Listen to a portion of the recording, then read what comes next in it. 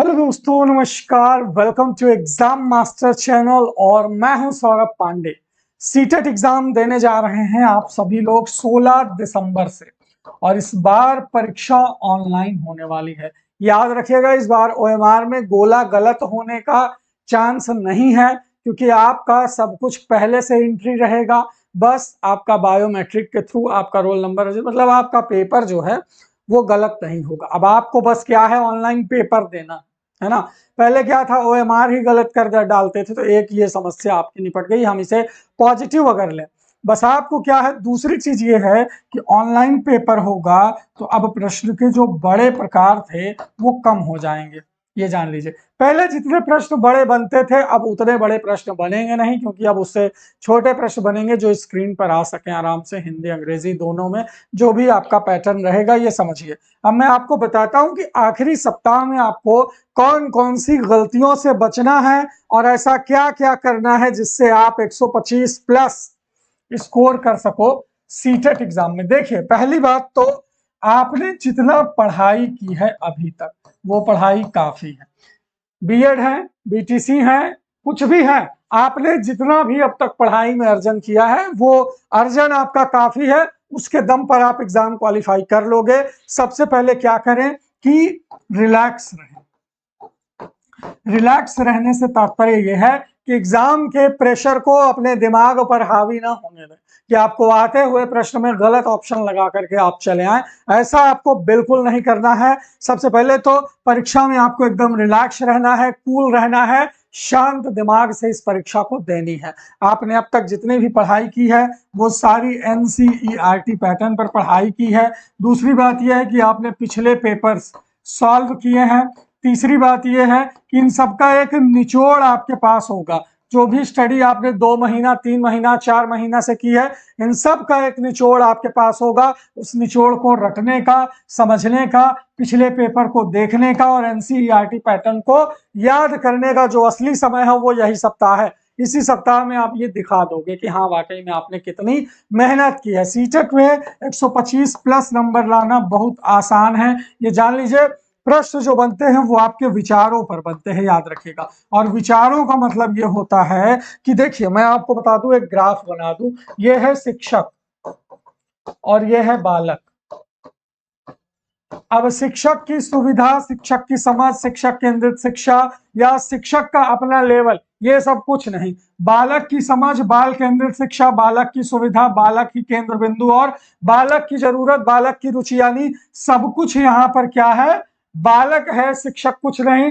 जितने भी प्रश्न होंगे, प्रश्नों में जो विचार होंगे वो यही होंगे कि सब कुछ बालक के पक्ष में रहेगा, शिक्षक के पक्ष में, शिक्षक की तारीफ में, शिक्षक की बड़ाई में, शिक्षक की मर्जी पर कुछ भी नहीं रहेगा। ये जान लीजिए कि आपका जितना भी पेडागॉजी आता है सब कुछ बालक के हित को देख करके आता है, शिक्षक के हित को देख करके नहीं आता है। अधिगम में जितने भी क्वेश्चन आएंगे उनमें आपको 2 टाइप के क्वेश्चन देखने को मिलेंगे। एक क्वेश्चन रहेगा positive, positive in the sense question में नेगेटिव नहीं आपसे पूछेगा। दूसरा रहेगा निगेटिव, निगेटिव में आपसे पूछेगा निम्नलिखित में से कौन सा नहीं है, और पॉजिटिव में पूछेगा निम्नलिखित में से कौन सा कथन सत्य है ना। अब पॉजिटिव वाले में 3 नेगेटिव ऑप्शन रहेंगे, एक पॉजिटिव रहेगा। नेगेटिव वाले में 3 पॉजिटिव, एक नेगेटिव रहेगा। यानी जहां पर आपसे पूछ लिया कि निम्नलिखित में से कौन सा सत्य नहीं है, तो अब 4 ऑप्शन है, 4 में से 3 कथन सत्य होंगे। सत्य वाले कथन आपको अपनी मर्जी से, अपने विवेक से चयन कर लेना कि यार ये 3 प्रश्न में, 3 ऑप्शन में जो बात कह रहा है वो बात बिल्कुल सही कह रहा है, इस बात को माना जा सकता है, ऐसा हो सकता है। लेकिन ये चौथा वाला ऑप्शन आपको खटक है, वहां पर वही सही जवाब हो जाएगा। तीसरा है उपर्युक्त दोनों, अगर ये ऑप्शन है तो ये भी ज्यादातर सही रहता है। तीसरा मैं बता दूं कि ऑल ऑफ दी अबव, यानी उपर्युक्त सभी, अगर ये ऑप्शन है तो ये भी सही रहता है। प्रश्नों को जरा विचार से उत्तर दें। जब आप प्रश्नों को विचार से उत्तर देंगे तो आपको उतना ज्यादा मतलब सोचने की जरूरत नहीं है। सीटेट का जो पेपर होता है वो टोटल विचारात्मक होता है। ऐसा नहीं कि इसमें नॉलेज का टेस्ट नहीं होता, ज्ञान का टेस्ट नहीं होता, होता है, लेकिन मान के चलिए कि 60% जो पेपर है आपका, वो आपके विचारों के दम पर आप क्वालिफाई करते हो। सीटेट पेपर देते समय आपको अपने विचारों का नियंत्रण, विचारों की सजीवता और विचारों में सकारात्मकता लानी होगी कि अगर आप एज अ टीचर क्या डिसीजन लेंगे, उस निर्णय क्षमता से आप बच्चे के लिए बेहतरीन बच्चे का ख्याल करते हुए विकल्प का चयन करेंगे। सीटेट परीक्षा वो गुण है, केंद्रीय शिक्षक पात्रता परीक्षा, जिसमें आप देखेंगे कि सीबीएसई की तरफ से पूरा बालक का ध्यान और बालक की रिस्पॉन्सिबिलिटी सब कुछ आपको देखने को मिलती है, और यही चीज आपको पेपर में उतारनी है। सबसे ज्यादा जो प्रश्न बनाते हैं सीटेट एग्जाम में वो यहीं से बनाते हैं कि आखिर विषम परिस्थितियों में शिक्षक का फैसला क्या होगा, विषम परिस्थितियों में बालक के विकास के लिए शिक्षक क्या करेगा, विषम परिस्थितियों में शिक्षक जो है किस प्रकार के शिक्षण विधियों का इस्तेमाल करेगा, विषम परिस्थितियों में बालक की आवश्यकता क्या है, बालक के विकास को कैसे आगे बढ़ाया जा सकता है। ओवर एंड ऑल जो भी आपका केंद्र बिंदु रहेगा वो बालक ही रहेगा और बालक का हित रहेगा, आपका हित नहीं, आपकी खुशी नहीं, आपकी चाहत नहीं। एज अ टीचर आपको बालक को केंद्र बिंदु में रखना है और उसके हिसाब से जवाब देना। समझ गए। और सबसे बड़ी बात यह है गुरु, समय का प्रबंधन, ये सबसे बड़ी बात है, समय प्रबंधन। पहली बार ऑनलाइन पेपर हो रहा है, प्रश्नों को पढ़ने में लगता है समय, और अगर आपने टाइम मैनेज कर लिया, यानी आपको टाइम मैनेज करने का मतलब यह है कि समय रहते पूरे 150 प्रश्न करने हैं, क्योंकि कोई नेगेटिव मार्किंग सीटेट में नहीं है। अगर नेगेटिव मार्किंग होती है तब तो आदमी सोचता है कि चलो इस प्रश्न को नहीं आ रहा, इसमें उलझने से अच्छा है क्या है आगे बढ़ जाऊं, ना करो, नकारात्मक अंक नहीं लाने हैं। लेकिन जब आपको पता है कि नेगेटिव मार्किंग नहीं है तो तुक्का तो लगाना ही है, तो तुक्का आप इसी आधार पर लगाते हैं कि आपका कितना प्रश्न क्या है जो है वो सही है। अपने विवेक से प्रश्नों का चयन करते हैं कि भाई ये दोनों तो बिल्कुल नहीं हो सकते, इन दोनों में आप कंफ्यूजन हो, उनमें से कोई एक का आपने तुक्का लगा दिया, और उनमें से अगर 10-20 क्वेश्चन ऐसे करें तो 10-5 क्वेश्चन सही होने की संभावना रहती है। तुक्का हमेशा जो भी लगाइए एक लगाइएगा, जैसे आप बी का चयन कर रहे हैं तो बी ही सारी जगह तुक्का आप लगा सकते हैं, क्योंकि अगर आप 10 बी लगाते हैं तो उनमें से 4 सही होने की, 3 सही होने की संभावना रहती है। 10 जगह अगर आपने B B B B option लगा दिया तो 3 तो उसमें पक्का सही होंगे, तो ये 3 नंबर आपकी झोली में आ गिरेंगे। जो प्रश्न का जवाब आप नहीं जानते हैं मैं उनकी बात कर रहा हूं, ठीक है।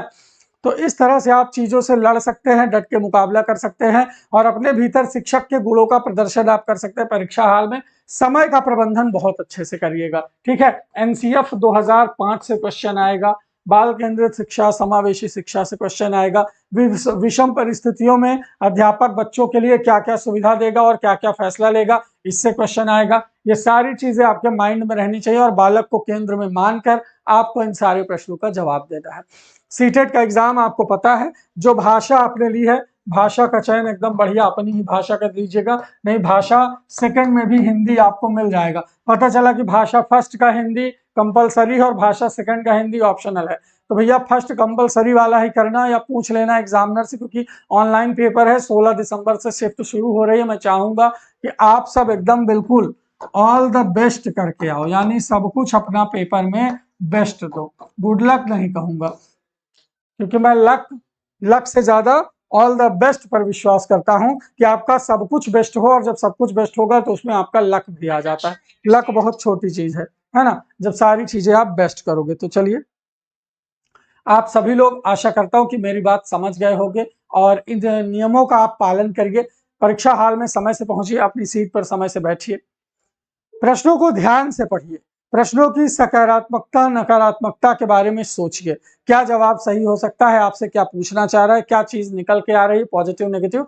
इन विचारों से परिपूर्ण होकर के अगर आप पेपर को देंगे, समय रहते अगर आप पेपर सॉल्व कर लेंगे, और तुक्का जैसे मैंने लगाने को बताया है लगा देना, जिस पर लगाना बस वही ऑप्शन सारे में चयन करते जाना। हालांकि अगर आपको ज्यादा अपने, पहले मैं कह रहा हूं कि पहले अपने विवेक से चयन करना, फिर अगर कुछ ना समझ में आए तो बस एक ही ऑप्शन पकड़ के चलना, और वो ऑप्शन कोई भी हो सकता है जो आपकी मर्जी का हो। तो इस तरह से क्या होगा कि आप परीक्षा में बने रहेंगे, 2-4 क्वेश्चन जो नहीं आ रहे हैं उनके भी उत्तर आपकी झोली में आ गिरेंगे, और यही होता है सच्चा मोटिवेशन जो आपको परीक्षा के लिए तैयार करता है। यूपी टेट की परीक्षा भी मान के चलिए दिसंबर में कहा जा रहा है कि करवा लेगी, सरकार ने पेपर छापना भी शुरू कर दिया है, तो उस हिसाब से अगर चाहेंगे तो सेंटर लिस्ट और फिर से एडमिट कार्ड के साथ यूपी टेट पेपर देंगे।